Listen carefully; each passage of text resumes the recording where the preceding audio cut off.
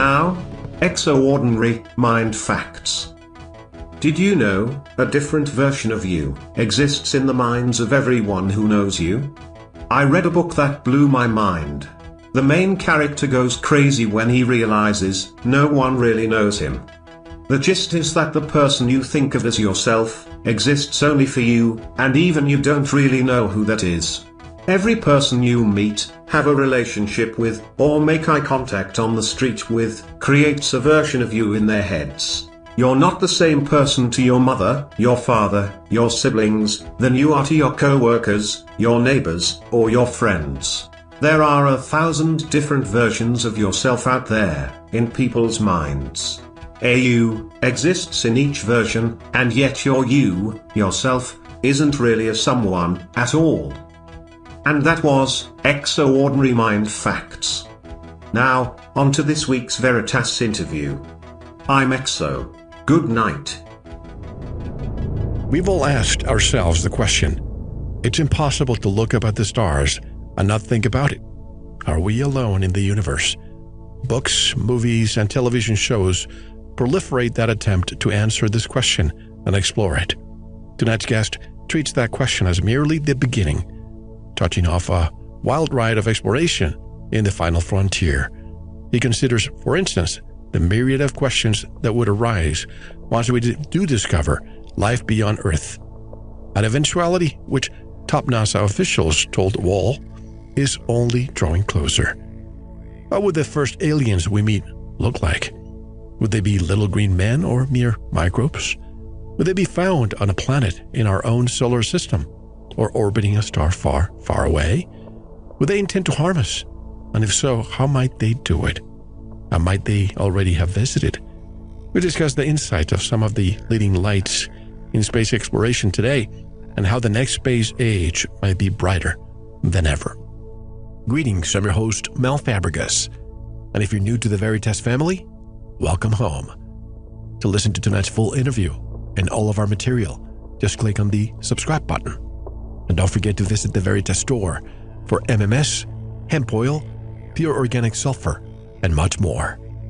And if you want to get in touch with me, want to be a guest on this radio program, have a guest suggestion, or have feedback, just click on the contact button of our website at veritasradio.com. Tonight's special guest is Dr. Michael Wall, a senior writer at space.com, who has written extensively about the search for alien life. His work also has appeared in Scientific American, NBC News, Fox News, and a number of other outlets. He holds a graduate certificate in science journalism from the University of California, Santa Cruz. Before becoming a writer, Dr. Wall worked as a biologist. He earned a Ph.D. in biology from the University of Sydney in Australia and has 15 peer-reviewed publications. He's based in San Francisco, where he also chronicles the space tech revolution in Silicon Valley. And directly from San Francisco, I would like to welcome Dr. Michael Wall.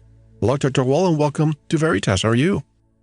Good, I'm good. Thank you for inviting me on. It should be fun. It's going to be a lot of fun. And by the way, your new book is titled, I forgot to mention that, Out There, A Scientific Guide to Alien Life, Antimatter, and Human Space Travel for the Cosmically Curious. First of all, why the book? Why did you write this book? Well, yeah, I just thought that this is a topic that everybody cares about. Anybody who kind of thinks deeply about our sort of place in the universe and like what it all means. This is a question everybody considers. And we're really at the point now in space science and space flight where we can like actually tackle this question. And it's sort of come out of the sort of fringes of the scientific landscape and into the mainstream. I mean, like there used to be a little bit of a taboo among biologists and among planetary sciences to actually go after the whole alien life question. But that's not the case anymore. This is a serious kind of field of scientific inquiry. And that's all. I mean, this has all been kind of taking shape over the past 10 years or so as we've learned how many habitable planets are out there in the universe and that our own solar system has actually multiple habitable worlds that could host life today. And it's just sort of all those things coming together is like, wow, this is something. I mean, we may actually get some answers to this huge question in the relatively near future. I had this. What you just said is something that fascinates me lately, because I've interviewed several professors in the past, I would say last 3 months. And I have to ask you this, which I wanted to ask you later, but I'll ask you now. Why do you think the topic of UFOs, at least from my perspective, is no longer viewed with ridicule? Years ago, many of the serious researchers I've interviewed would go to the mainstream media and they would put the X-Files music. They were made fun of. The interviewers would joke. But that doesn't seem to be the case anymore in 2019. What changed, in your opinion? Yeah. I mean, I agree with that observation. I mean, I think that same sort of revolution in thought about, well, there's so many habitable planets out there now. I mean, there's about 200 billion stars in our galaxy, and we've just learned over the past 10 years or so that about a quarter of them probably have like a relatively Earth-like planet. And so, that's like 50 billion potentially habitable worlds out there. And like, those are just the planets, not even necessarily moons. And we've like learned from our own solar system that like you could conceivably get a moon that has like a subsurface ocean that could support Earth-like life. There are actually multiple moons in our own solar system like that. And so this is all kind of added. This is kind of built up momentum in the public consciousness, I think, just seeing these stories over and over again about, well, like we found another potentially habitable planet. It's not that far away. And it's like, and then there are all these studies about, Mars had oceans and Mars had habitable lakes and streams. And I mean, Venus may have been habitable. Just this kind of trickle of stories about, well, it's not crazy to actually think that there could be alien life out there, just because we're just learning that there's so much opportunity for that to have occurred elsewhere. And so I just think that has sort of built up in the public mind over the past decade or so. And it's just given people reason to actually consider these things quite seriously and not just be like, oh, that's ridiculous. Oh, that's stupid. And that's kind of percolated over into the whole UFO thing too. I mean, I think it's part of the same phenomenon. By the way, may I call you Mike? Sure, yeah. Thank you. Well, let's go back to August 15th, 1977. The WOW signal. Was it a wired, isolated natural event, or was it a terrestrial interference somehow masquerading as a deep space signal? Tell us more about the WOW signal and why is it so significant? Yeah, it's one of the kind of deepest mysteries in the whole alien life hunt, and it's probably something that we'll never know the answer to. I mean, but back in 1977, this big radio telescope, like that was in Ohio, actually, it picked up something that was an intriguing signal, and it seemed to be coming from deep space. And people there was no real explanation for exactly what it was. It was in the right range of kind of the electromagnetic spectrum where we might expect to hear something from an alien civilization. It's like a range of that spectrum that we might expect them to actually use if they're communicating. But yeah, I mean, we only heard it once, and over the years, people have looked in the direction from which it apparently came and tried to find it again, but it's just never recurred. And so it's one of those things. No, it's not. I mean, it's not definitive. I mean, I'm not sitting here claiming that it was a sign from an alien civilization, but it's possible. And I mean, yeah, most astronomers would say it was probably terrestrial interference of some sort. Or that's the most likely explanation. But the fact is we just don't know, and we'll probably never know, because I mean, if it never occurs, then we never get a chance to actually follow up on it and do any more investigation. And that's the frustrating thing about this field, is that it's very possible to sort of get a one-off signal like that, and then you never get it again. And so you can kind of speculate about it for the next 45, 50 years, and I mean, we'll never really know. You mentioned Mars and Venus maybe having similar landscapes to Earth, maybe thousands, if not millions of years ago. Then we have the asteroid belt. Do you think that the reason why, at least Mars, is the way it is today is something that happened that caused perhaps another planet to blow up, and that's what we see now as the asteroid belt, and therefore cause havoc in what we see as Mars today? Yeah, I mean, I'm not sure about that. I mean, I think that the asteroids are probably not shards of a blown up planet, but just sort of pieces of the planets that never came they never actually coalesced into planets, like sort of like leftover pieces from the early solar system. Mars's transformation was extreme. Mars did have like a big ocean, and about 3.5 billion years ago, that had all changed. And that was probably because Mars is a lot smaller than the Earth is. It's only got about 11% of the Earth's mass. So like when it formed, it initially had this very powerful global magnetic field, which actually would protect its atmosphere from solar radiation and other things, which would work to actually strip its atmosphere away. So it was protected by that magnetic field for a while, and so it was able to actually hang on to a thick atmosphere, which in turn kept it warm enough to keep liquid water on its surface and so on.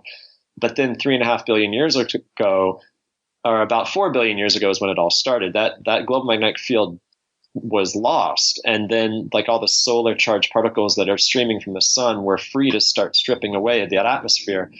And it was lost to space by about 3.5 billion years ago. And that's really why Mars transformed. It lost all of its air, almost all of its air. It still has a thin atmosphere today, but it got cold and it got dry. And that's probably that's what scientists think is the main thing that changed Mars from kind of like a relatively Earth-like world a long time ago to the cold, dry planet that it is today. But Mars isn't. Mars's surface is very different, but Mars still has subsurface aquifers. So if the Mars ever did host life, which is a very distinct possibility, it very well could still exist down in, like in that groundwater. Not sure how kind of deep you would have to go, but it's very possible that there is still life down there somewhere. Just that question that came to mind. I wanted to ask you. Well, let me just ask you this before we move on, and then I'll ask you what it just came to mind about the rovers. It's been 42 years since the WOW signal.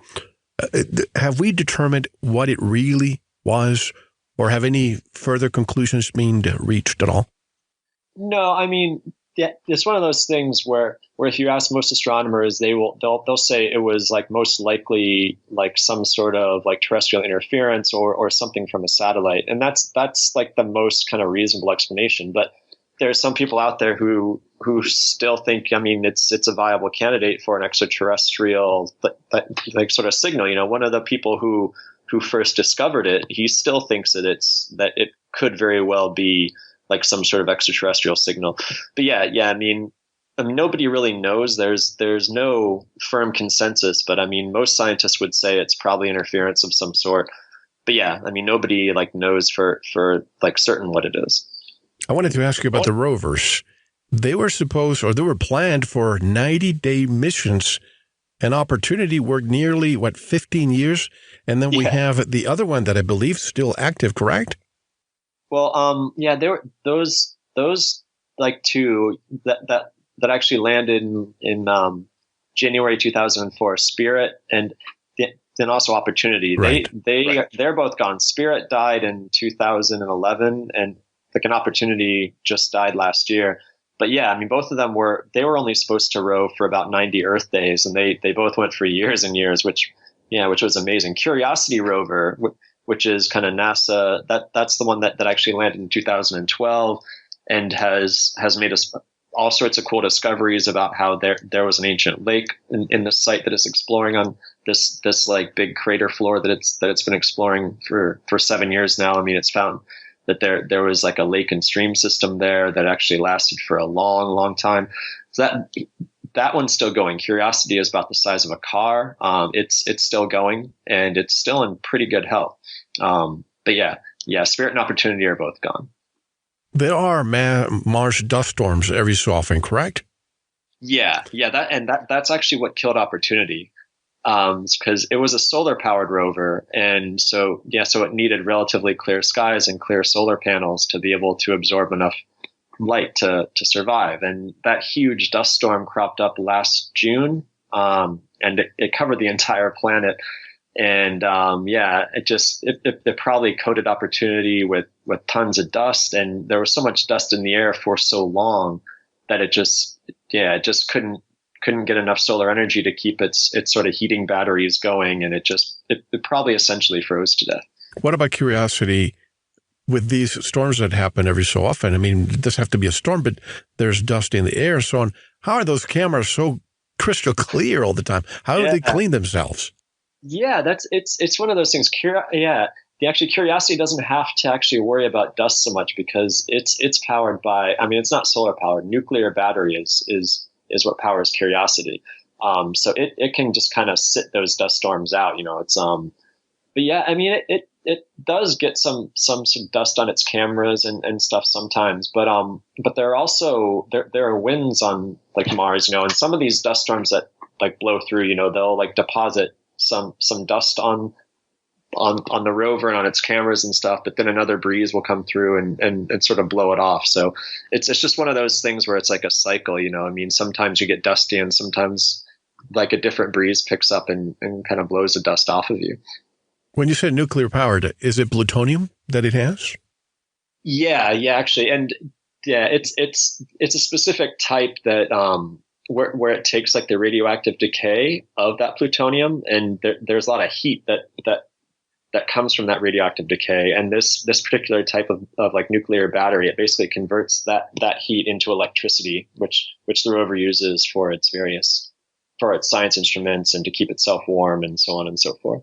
I remember in the early 2000s, if I'm not mistaken, NASA launched a probe. I forgot where it was going, but I do remember the fact that it carried 20 pounds of plutonium. And I thought, I know that the space shuttles had an abort button at any time. NASA could actually press a button, and if they could explode, so that it's not affecting, the cities and so on. But 20 pounds of plutonium, what kind of a warning mechanism or precautionary mechanism does NASA have if something fails and they have to abort it, and if it's going above a city?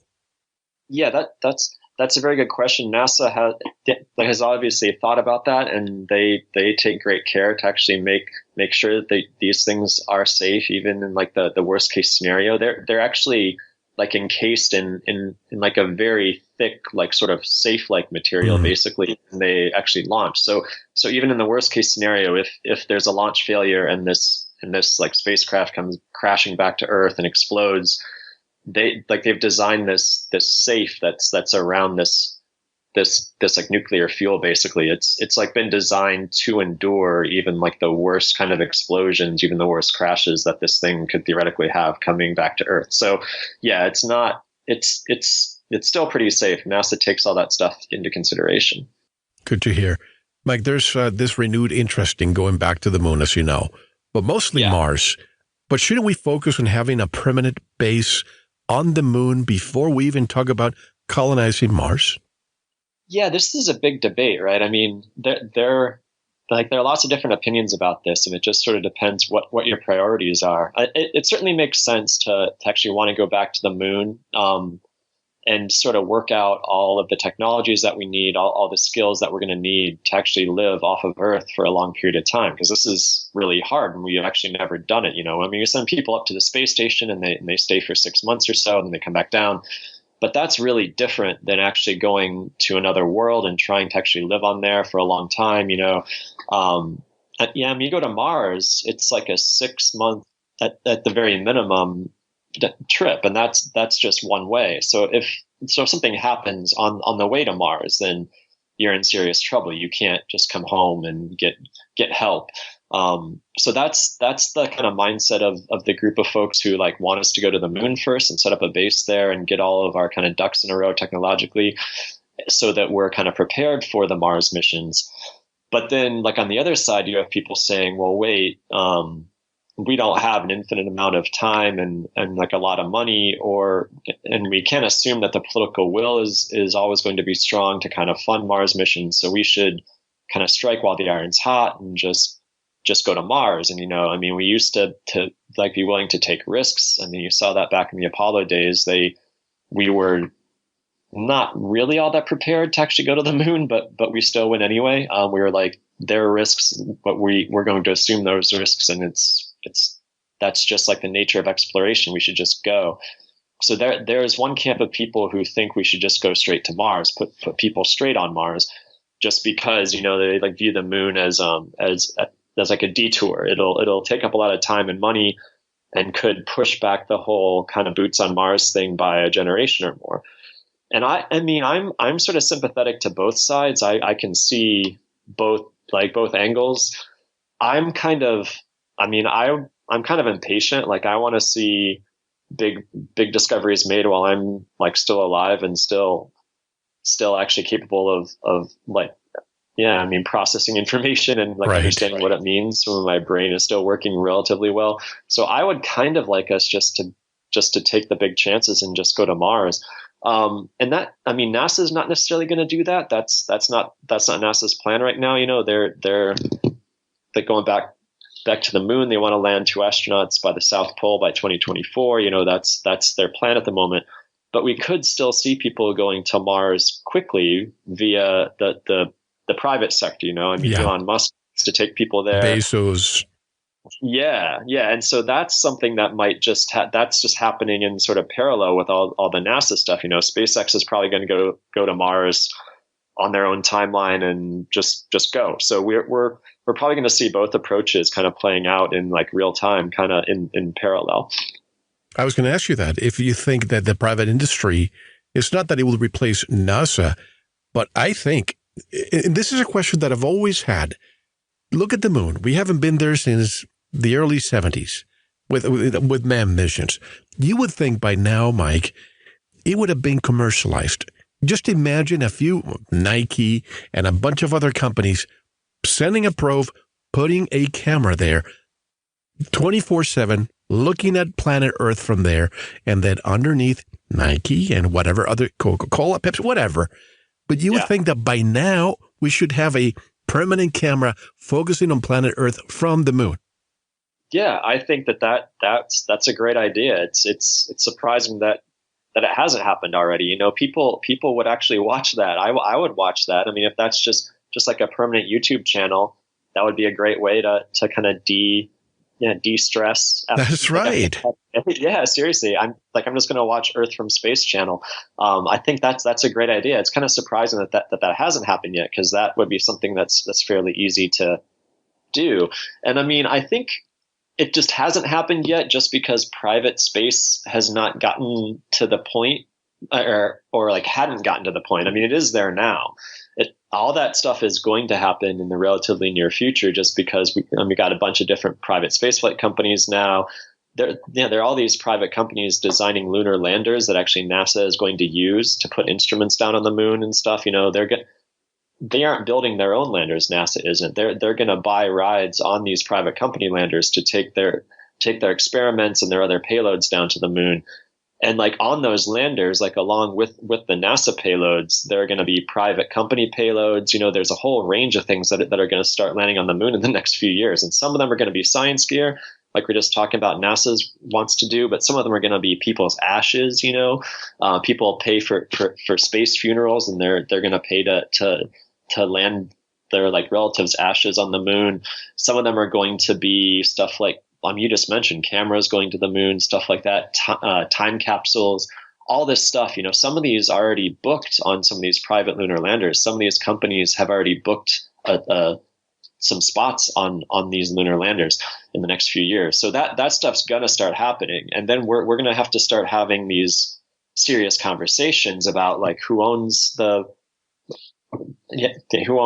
moon, who owns space, what is the, who's the governing body who says, hold on, stop, this is not what we want to have happen on the moon. If like you get companies trying to carve out like a giant logo in the lunar regolith so that people can see it from the Earth through telescopes. So that all sounds silly, right? But these are the sorts of questions that we're going to be confronted with just in the next few years as this commercial activity really starts to kind of ramp up. I'm surprised that hasn't happened yet. Even in 1969, when we put our flag up there, that this is the kind of conversation that needs to happen on Earth. If we ever did that to an unknown land, who claimed it, right? Yeah, and probably the best analogy that we have here on Earth is actually Antarctica, exactly. Because it's that's what the current vision for the moon is. It's basically nobody, and like the Outer Space Treaty, which sort of governs all of this says that like no kind of sovereign country can own like a patch of cosmic real estate. So like the United States cannot claim like, yeah, like when Neil Armstrong stepped onto the moon with the American flag, and he couldn't be like those old time seafaring explorers who just plant a flag and then claim that land for his country. You know, that's not kosher on the moon.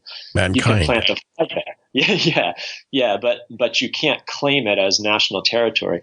But that doesn't mean that you can't do commercial activity on the moon. You know, there are a lot of companies that actually want to do moon mining. They want to go to some of these craters on the moon that are at the poles and whose floors have been in shadow, permanent shadow for billions and billions of years, and have lots and lots of ice. And so there are lots of companies that want to send rovers down into these craters and start actually mining water ice. And then sell it to people for a variety of various purposes. Some to keep people alive. You know, obviously astronauts are going to need that water, but also to kind of split it into rocket fuel and then to sell it to sort of passing spacecraft. So you don't have to like launch new spacecraft from Earth to like refuel and stuff like that. That's a whole business model that is under development. And there are a lot of companies that actually want to do that. And there is nothing. There's kind of an argument. There are various viewpoints about like whether that's okay or not. There are a lot of people who think that, well, yeah, I mean, you can't claim lunar territory for the country that you come from, but you can still kind of make a profit off of like lunar resources. And like there's another analogy here on Earth for that, and that's sort of like the law of the deep sea, which is that nobody can sort of claim the like deep sea, but you can still fish there. You can still do oil drilling and that sort of thing. So that's the kind of model that we're working toward. But I mean, knowing human nature, people are going to push the envelope of that model and try to get away with things and try to make extra money. And we're going to have like a bunch of conversations that are going to be difficult, and you're going to and are going to be there are going to be strong feelings on various sides, and we're going to see that play out over the next few years. Let's stay with this topic because this is a conversation that has to be had. For example, You're talking about. We'll come to the Antarctic Treaty and what Admiral Byrd, you probably heard the story of Admiral Byrd saying that when he went there, he found resources more than the United States can even imagine. But, you know, in 50 years, we had not a lot, ExxonMobil, you name it. You would think that by now, some energy exploration company would be out there finding, but let's get out of that for a moment. Let me go back to the moon. Helium-3. You know, a gas that has the potential to be used as a fuel in future nuclear fusion power, and it's basically non-radioactive. And it could power cities with just a few ounces of that. You would think, again, by now, that is a very safe way to power the entire Earth. By now, you would have a company or even government ministers going to the moon to mine helium-3, which is readily available because the sun is hitting it all the time. So it produces it. Yeah, and that's one of those things too. I mean, we don't like yet have kind of like working fusion reactors here on like Earth yet. I mean, that's still in its infancy, that technological development. I would bet once we get fusion reaction, like going up here and like actually providing energy, and that's going to be a huge deal here on Earth. You know, that'll provide lots and lots of energy, and it'll be clean. Once that starts happening here on Earth, we actually get real sort of fusion power. Then you're going to see a lot of momentum for, well, let's explore getting helium-3 off the moon, and that's going to be a really big deal. But I mean, and that's in some people's plans. You know, there's this whole moon mining like sort of like blueprint, and I mean, it starts with the water ice because that's probably extremely abundant and fairly easy to access. You know, nobody knows exactly how hard it's going to be to kind of like get that water ice and actually use it, because they don't know if it's like pure water ice and like big sheets at the bottom of these craters, or if it's mixed in with a lot of rock and so on and so forth. But like we're going to find that out over the next few years. But once you sort of get that lunar economy going based on the water ice at first, then people are thinking, well, you know, that'll set the stage for more ambitious mining operations to come. You know, I mean, metals and that sort of thing, helium-3, and then that'll expand out to asteroids and there's going to be a whole nother kind of gold rush with asteroids, and that'll start also with the water, but then you're going to get all these precious metals on asteroids and like the rare earth metals that are so important for our electronics industries and so on and so forth. So that's sort of how people think it's going to happen. It's going to start with the water ice, and that's going to kind of unlock everything else. And then we're going to see this big, like kind of off earth kind of mining industry taking shape. What about rockets that go to the moon? If we want to go to Mars and we have helium-3 there, wouldn't that be something that could be used to power the rockets to go to Mars and beyond? Yeah, and that's the thing. I mean, people think once we get these sort of moon mining operations, asteroid mining operations going, because I mean, even if we don't have like some sort of big like propulsion breakthrough that'll make Mars trips really fast, that could still make it a lot cheaper, because I mean, you could just like refuel spacecraft in like lunar orbit or even in like Earth orbit, and just have them going back and forth like to and from Mars based on these fuel depots basically that are taking water mined off of like the moon and like off of asteroids and processed into rocket fuel. And you can just have these gas stations in space basically. There are a lot of people who think that that's going to be the big breakthrough that's going to enable a lot of exploration in like the next generation or two. As you're speaking, I was trying to look in my files, because I had it was a company just probably about 8-9 years ago hiring people, miners, to go to an asteroid, to live in the asteroid and mine for gold. Have you heard that? No, but it wouldn't surprise me if they're not in business anymore, because that seems like a pretty far like a far future. That's a very ambitious sort of plan. Probably have to start a little smaller than that. By the way, it's interesting again and liberating to see scientists like you talk freely about the subject of extraterrestrial life. Just a couple of years ago, you wouldn't. In fact, I mentioned another professor who told me he asked the dean of his university kind of for his blessings, if we will, and the dean praised him, said, "Great job, continue doing that." So it's great, it's liberating to see that this topic is being taken seriously, not only by all of you, but by higher ups in universities and colleges. Yeah, and that's something that we've seen even go up through government agencies. I mean, NASA officials. I mean, NASA's chief scientist. Like a couple of years ago, Ellen Stofan was the chief scientist, and she basically she said in a public forum that she expected we would find evidence of alien life within the next 15 to 20 years or so.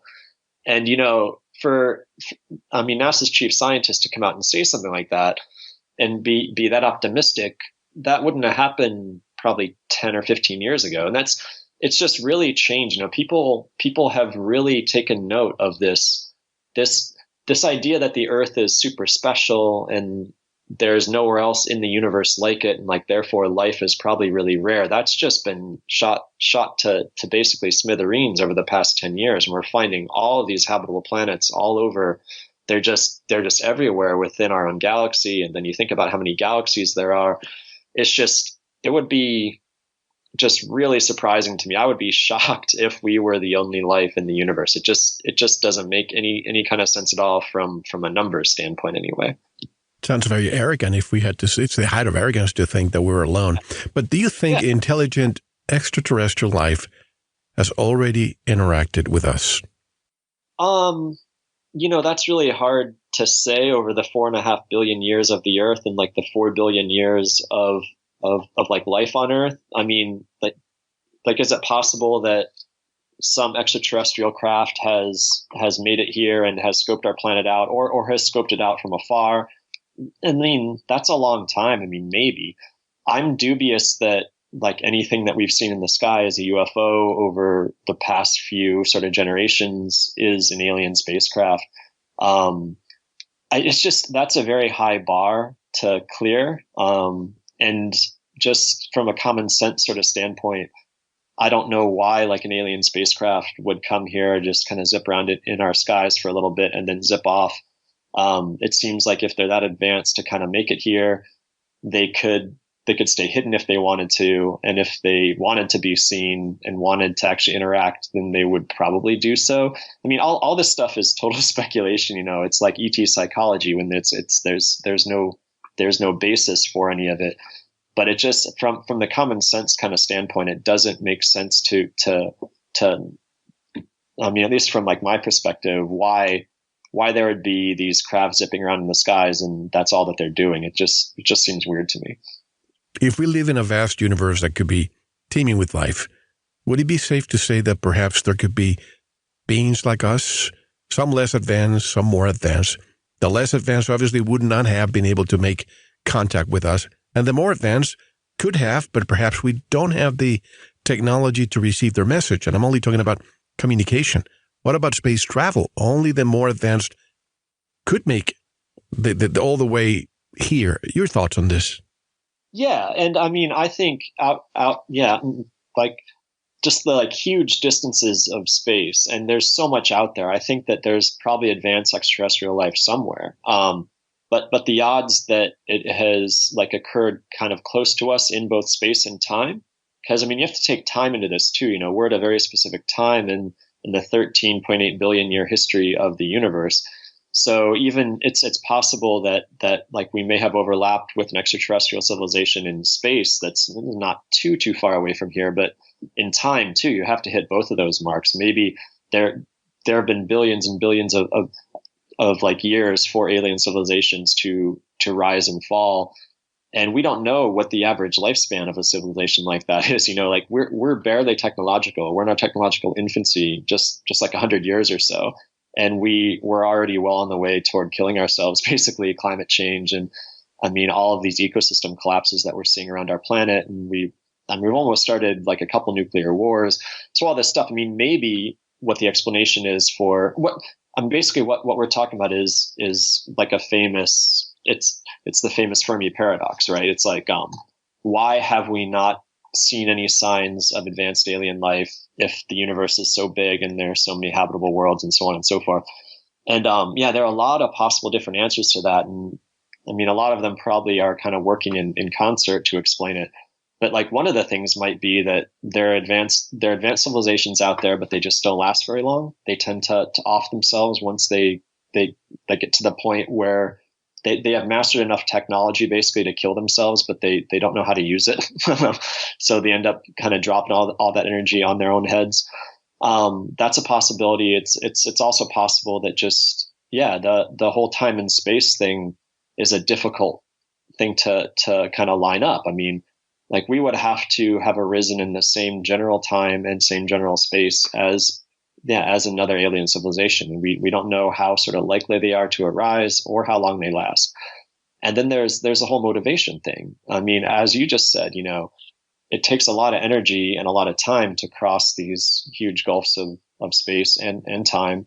So you either have to be super advanced and have all this advanced propulsion, or you have to be very, very, very motivated to do it, to be willing to invest all that time and all that energy into traveling.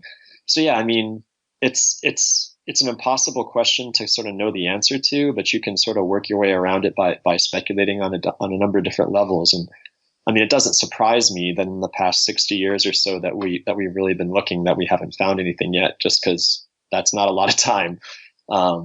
And we could also talk about how we're looking too. Like, we don't know if we're looking for the right signals.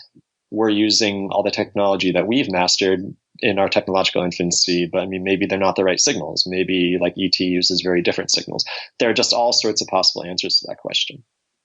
When it comes to the traveling from point A to point Z here, from a light year away, if you will, we're thinking about propulsion. Wouldn't that be more conventional wisdom as opposed to stepping outside the box? And I know that science has a problem with this, of bending time and space. Maybe 1 light year might be something where they instantaneously may appear here, and we just don't even know how to fathom that technology. Yeah, that's very possible too, because and it just goes into, I mean, how advanced are these hypothetical civilizations that we're talking about? I mean, are they 1 million years ahead of us? Are they 1 billion years ahead of us? I mean, if you look at our trajectory just over the past 100 years or so, it's been exponential in terms of how we've developed technology. So if you take that exponential curve and you give it another 1 billion years, you know, you could really get some unbelievable technology that we cannot fathom, that we couldn't even begin to sort of imagine it. And I mean, maybe faster than light travel or wormholes and all the sci-fi stuff that we dream about. Maybe that does become viable once we get, I don't know, 20 million years ahead or 500 million years ahead, or like whatever like really big number you kind of want to throw out there. I mean, that's very possible. That's something that we shouldn't just dismiss out of hand because it seems crazy to us, because it's very possible that if we exist for another billion years, we actually manage to survive. We may be capable of very incredible things if we make it to that advanced age. I remember my conversation with the late Edgar Mitchell when he told me in less than 100 years, my ancestors came from the east to the west in horse and buggy, and then I went to the moon in just a matter of less than 100 years. Yeah. And that's a really instructive thing to actually remember. And I mean, look at just computer technology. Look what's happened with cell phones just in the past 10 years. And I mean, who knows if that sort of technological advance is sustainable, if that pace is sustainable. But we've certainly come a long ways just in the past century or so. And I mean, who knows what the future holds, really. You mentioned a very interesting scenario, the fact that these advanced civilizations may off themselves after they conquer technology, more than they should. But when I look at the pyramids and the megalithic structures around our own planet here, and the fact that we cannot even come close to replicating them, obviously, we must have had some technology back then that we cannot even come close to it now. Could it be that we face that same scenario where we offed ourselves because we conquered technology and some of us survived? Well, there are certainly some like various civilizations have like gone through that serious bottleneck, about like where they sort of used up all their resources, and that may have been their undoing. I mean, Easter Island's probably the most famous example of that. There are definitely examples throughout human history where we have expanded too fast and we have not planned very well. That's sort of a hallmark of our species. We don't really think long term very well, and so we just end up doing what's the easiest and most profitable in the short term, and that can have very, very nasty consequences, as we've seen throughout history.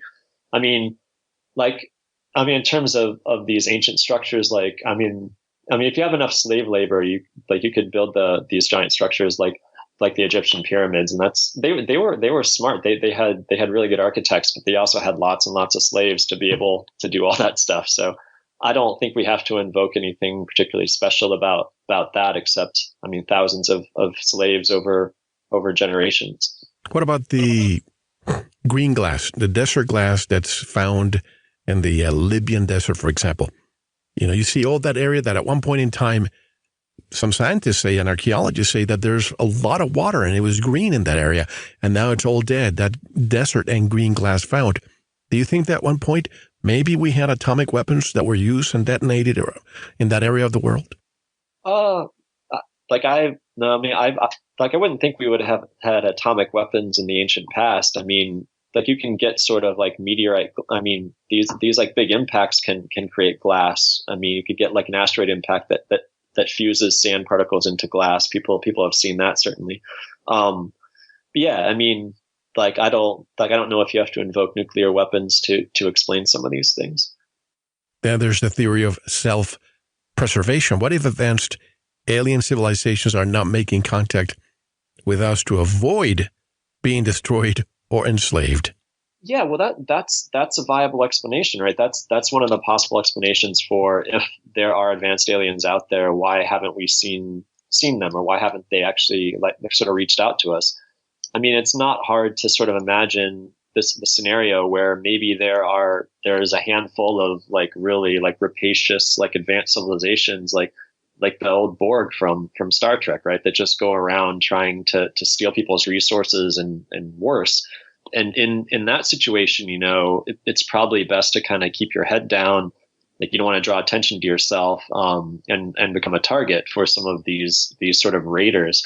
So that could explain why some civilizations are not kind of looking outward so much, that they want to kind of keep their heads down and stay safe. And there are other kind of ways you can think about it too. there are some scientists who posit that like maybe the reason we haven't heard anything from anybody is that we're not like sufficiently interesting. Like, we're still in our technological infancy. We barely entered the space age. We've sent like a couple probes outside the solar system, but they're moving pretty slow, all things considered. We like haven't become a multi-planet species. It's still unclear if we're going to survive as a species. So there's one kind of train of thought that thinks, well, maybe we're just like ants to these really advanced civilizations, and they just sort of know that we're here, but they don't bother with us because we're not advanced enough to interest them. We're just sort of like I'm part of the sort of cosmic scenery to them. And so, yeah, there's some scientists who think that like once we get advanced enough and once we really master interstellar flight and start doing some like very interesting things outside the solar system, then that'll perk people's ears up and be like, oh, well, we should maybe invite these people to join the like so-called galactic club. Yeah, that's like one sort of train of thought. In the meantime, we're just simply part of their global fauna. Yeah, I mean, there are all sorts of hypotheses, right? There are people who think that like, yeah, we're part of like a cosmic zoo, basically. Like some of these really advanced civilizations know we're here, and they're watching us, and maybe they're even like, I don't know, plunking their kids in front of some viewer to watch us and keep them entertained for hours on end or something. There are hundreds and hundreds of ideas that are invoked to try to explain Fermi's paradox about why like might we not have like drawn the interest of alien civilizations, or why have we not made any kind of contact with them? There's just hundreds of theories out there. Here's another angle, Mike. The cosmic silence. Are we alone? Yeah, that's certainly possible too. And that's the most depressing one, right? Like I don't want to think that that's the case, but that's a possible explanation. I mean, maybe we are alone. I mean, if like not in all eternity of time, maybe we're alone right now, or maybe there's just nothing that's close enough to us to reach out to us in our own sort of short civilization lifetime. And that's another thing that we have to keep in mind, I think, is that we're just talking about a tiny sliver of time where we could have actually noticed anything, right?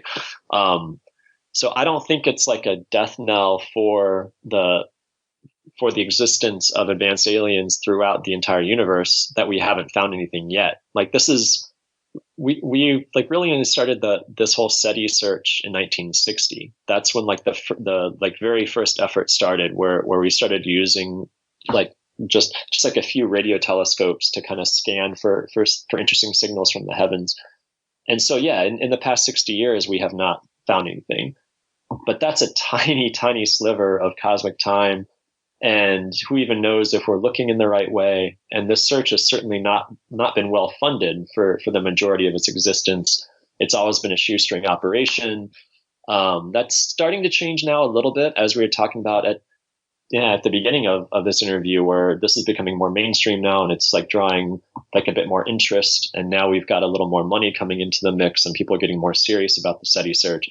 But for years and years, it was very much like a shoestring thing. They like have to hustle private donations, and so yeah, that's not an argument to me for why we're alone. That we haven't heard anything from a SETI search yet, just because it's been very short and it's been far from any kind of complete search to date.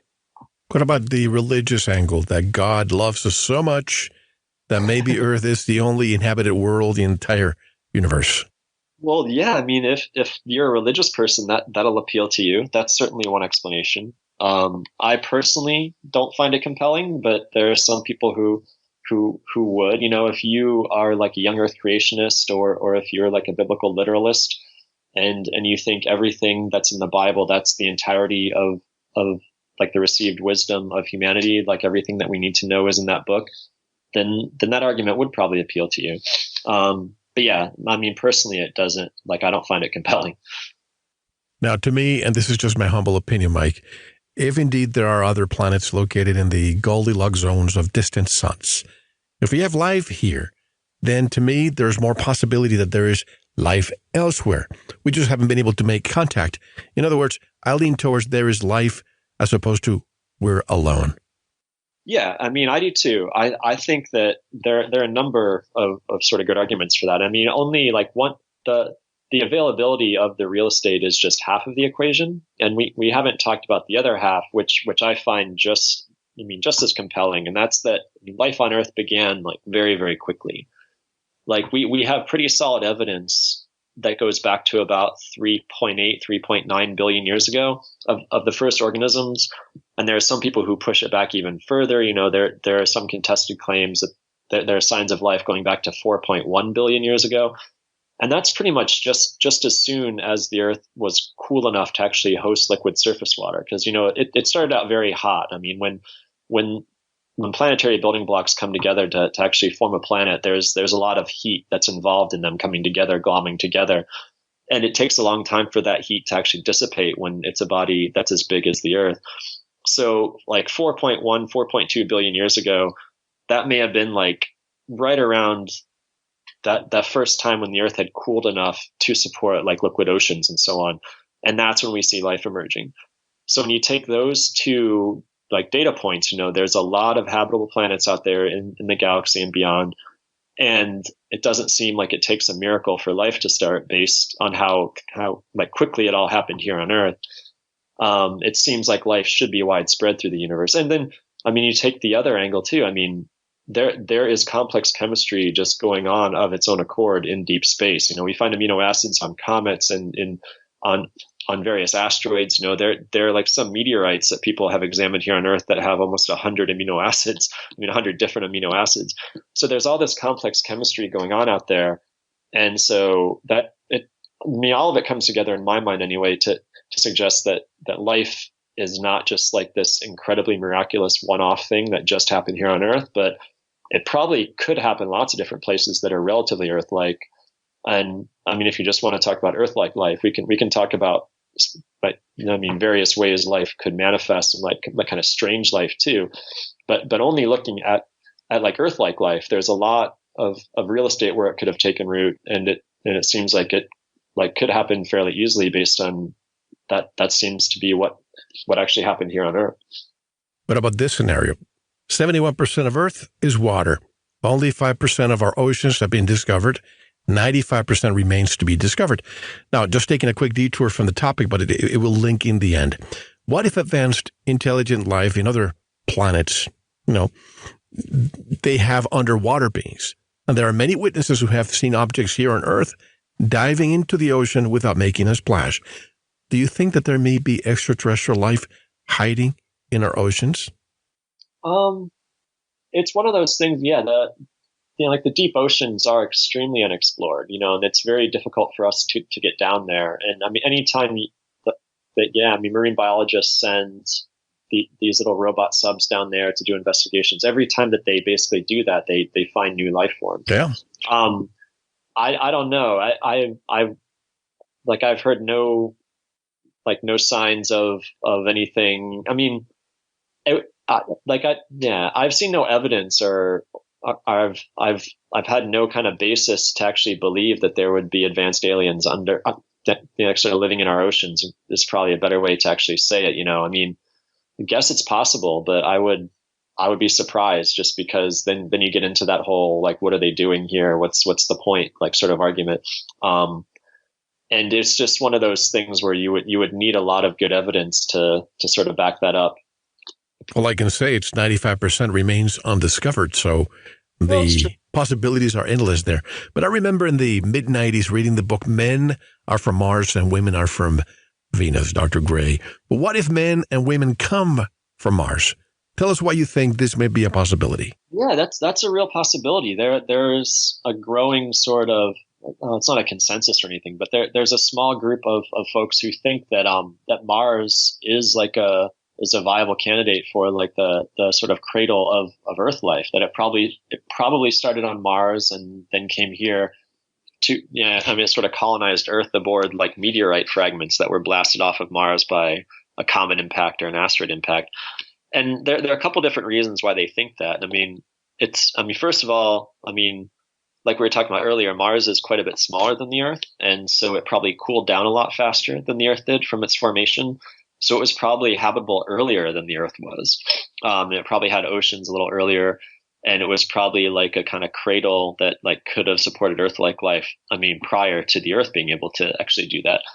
And there are some people who also think, it had like the right chemical mixtures. It had wet and dry areas, and just like the fact that like Earth life emerged so fast and it was complex pretty quickly. I mean, not in like multicellular form. That took about like 3 billion years for Earth life to kind of advance beyond microbial to form multicellular life. But it was like metabolically complex very quickly. I mean, photosynthesis appeared pretty quickly once Earth life got going. And so all these arguments are like, well, how did it get here or like how did it take root so fast on Earth, and how did it like diversify so quickly? It just seems like it would have needed more time. So there's some people who think, well, we kind of need to push the emergence back a little bit, and so like maybe if it needed more time, it could have gotten that time by arising on Mars, and which like did have oceans and streams and so on. And there are reasons to think that this is viable. I mean, there are like lots of chunks of Mars that are here on Earth that scientists have discovered. Because I mean, Mars is like going toward the outer solar system. Earth is actually closer to the sun than Mars is. So when these rocks get blasted off of Mars by big impacts, they get drawn toward the sun by the sun's gravity, and some of them end up like actually getting sucked in by Earth's gravity, and they end up falling onto Earth. And we found a lot of them over the years, and there's probably many, many, many more that we haven't found. So that's the thinking, is that if these microbes first evolved on Mars, then all it would have taken was a few of these rocks to get blasted off of Mars by an impact, and then they come to Earth, and you got that kind of planetary seeding from one to the other. I mean, there's like there's no compelling evidence for that. It's more of an idea, and it's more circumstantial evidence and just sort of reasoning. But it's not a crazy idea, and people are kind of taking it more and more seriously as we learn more about ancient Mars and like more about life's chemistry and how it all emerged. So when you say that we come from Mars, are you saying that literally, or just panspermia, directed, or perhaps by explosions and rocks that came all the way here, and our DNA came in one of these rocks? Yeah, well, that's the thing. I mean, there are people who actually think that it was microbes that first evolved on Mars, and then they just by happenstance got blasted off by an impact, and then those rocks just happened to sort of rain down on Earth.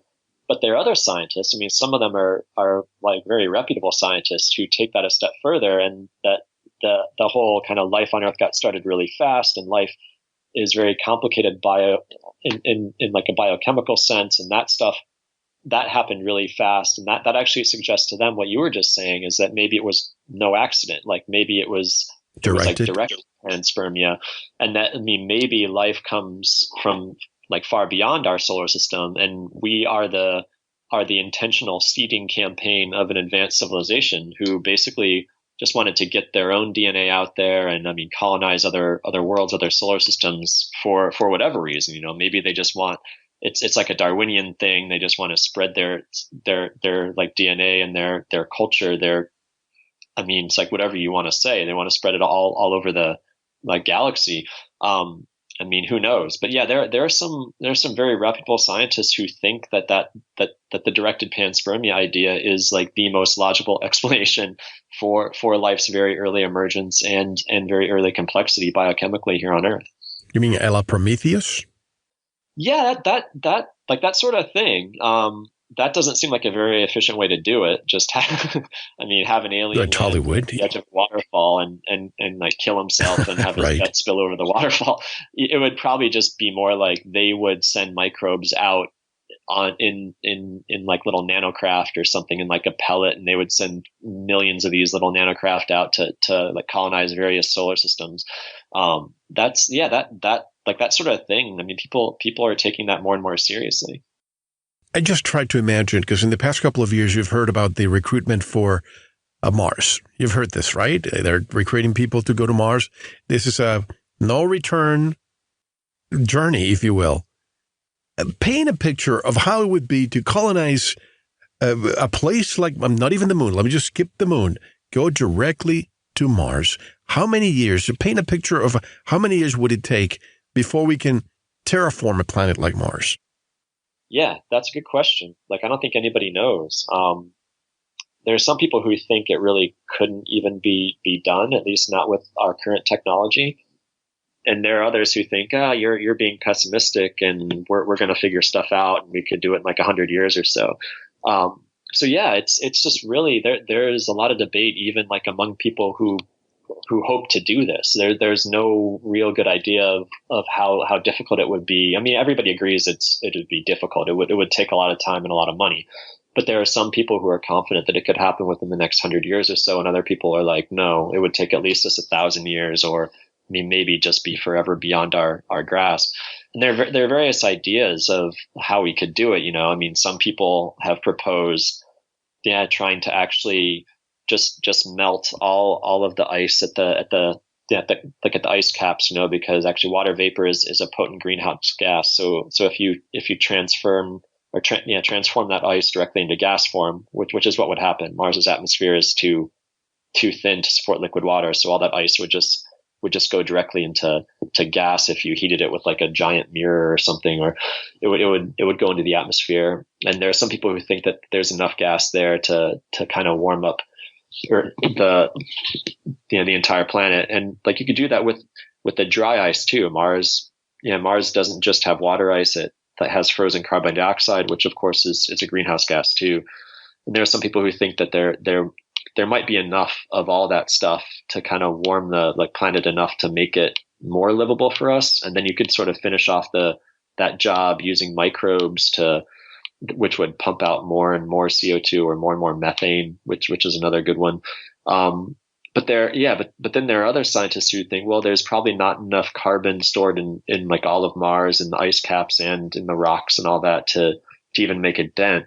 So it's a real debate. And there are some people who think, well, let's not even worry about terraforming. Let's just go and try to carve out our own little patch, and maybe we could just make a little patch livable and live under a dome for a while, and just let's not be too ambitious about this. Let's take it one little piece of Mars at a time and just gradually spread out our footprint onto another world. And that's the best way to do it. And I mean, as we were talking about earlier, with all what's going to happen with the moon and the commercialization of stuff and these tough questions, you know, these are all questions we're going to have to confront fairly soon. If, for instance, Elon Musk and SpaceX do end up launching some people to Mars in the next decade or so, which is what they're planning to do. I mean, I don't know if they'll make that timetable, but that's the sort of ambitious exploration that they're shooting for. But when you look at Mars, roughly 100 times less dense than Earth's atmosphere, 95% carbon dioxide versus what we have here, 0.03. Aren't we better looking perhaps at another celestial object's moon, maybe Europa, maybe one other moon that could have similar properties than what we have here, as opposed to Mars? Well, it's tough because when you go into the outer solar system, that's getting really far away. You're really far from the sun. It's incredibly cold, much, much colder than Mars. And like when I don't know Europa would be hard because it's right. It's in these powerful radiation belts of Jupiter. So and it's beyond the habitable zones too, right? Yeah. Yeah. To actually get to the habitable environment, you would have to get under the ice and be in the ocean, or you just get destroyed by the radiation. So yeah, it's just really hard. Mars is not great for us, but it's probably the best that we can do in our own backyard. If we wanted to find a more Earth-like place, like a more Earth-like planet, we would probably have to go to another star system. Joseph Castro? He writes for Joseph Castro, he writes for space.com. Oh, yeah, yeah. And he actually proposes that Europa would be the best place to find a way to, send humans there, humans to Europa. It would be difficult, but maybe not impossible. And, it's thought to have a vast water ocean beneath it, the icy surface, and it's considered the best place to find life in our solar system. Do you agree with them? I think it's probably the best bet for finding present day life. Mars, like Mars, I would not be shocked if there were microbes in those aquifers on Mars, but actually, I mean, getting to them would be difficult. I would also not be shocked if that giant ocean that's underneath that like big ice cap on this moon we're talking about, Jupiter's moon Europa, it would not shock me at all if there was life in there too. I think there are multiple places that would be good to actually look. But for people to actually live, I mean, Europa would just be so hard. It would be really interesting to actually visit it, but there's so much radiation there on the surface. It would just be really hard for us to actually live there for any length of time. You know, I mean, yeah, I mean, going to like various places looking for signs of life. I mean, Europa would be very near the top of my list looking for alien life. But as far as where we could set up a colony for people, I mean, probably the moon and Mars are two really only viable options, at least for the near future. Not to mention the gravitational force that you have with Jupiter just being right next to it, right? Yeah. It would be hard. It would be hard for a lot of different reasons, and it's really far away too. You know, Jupiter is a lot farther away than our own moon, obviously, and Mars. So yeah, there. I mean, maybe in like the distant future, if we invent this like some sort of fantastic radiation shielding or something, and we can just build habitats out of that stuff, maybe. But yeah, that's nothing short term anyway. I want to discuss the radiation shielding when we come back. We have to take our break. But how can people buy the book out there?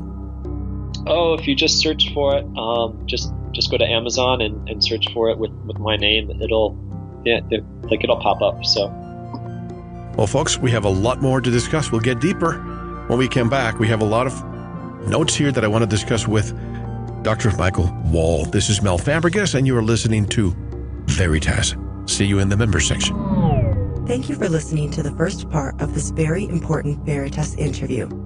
To listen to the rest and all of our material, proceed to the members section or subscribe at veritasradio.com. Don't forget to visit the Veritas store for MMS, hemp oil, pure organic sulfur, and other great products. Thank you.